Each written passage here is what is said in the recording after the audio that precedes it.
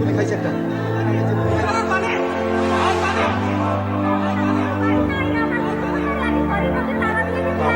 জানো?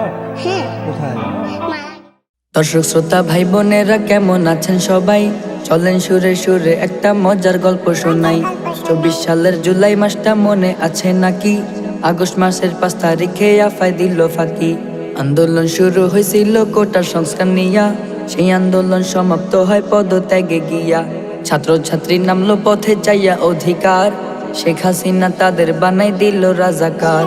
সেই খবরে গরম হইল দেশের পরিস্থিতি, সবাই মিল্লা টান দিল ধৈরা তাহার গদি।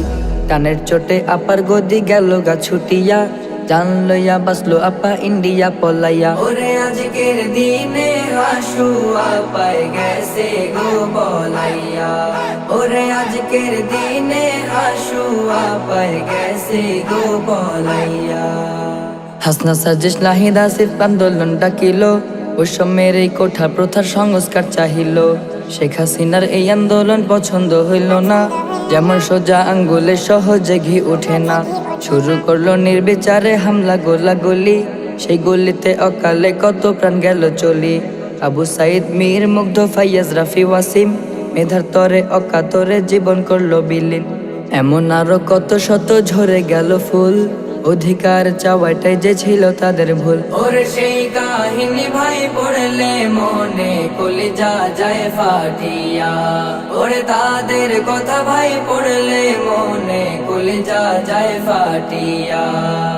এক পর্যায়ে আন্দোলনের মোড় গেল ঘুরিয়া, পদত্যাগ চাইল সবাই স্লোগান তুলিয়া।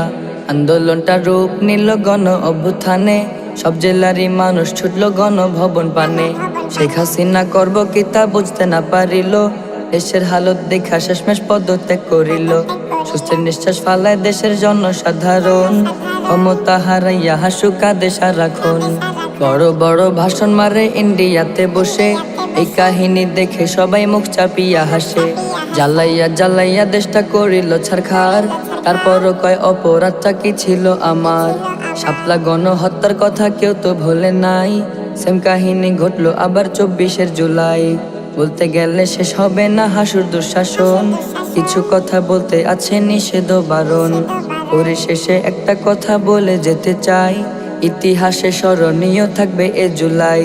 দেশটা যারা মুক্ত করলো তাদের জীবন দিয়া, অন্তর থেকে তাদের জানাই সালাম ও শুকরিয়া। ওরে তাদের কারণে স্বৈরাচারে ভাগছে দেশ ছাড়িয়া, ওরে তাদের কারণে স্বৈরাচারে ভাগছে দেশ ছাড়িয়া।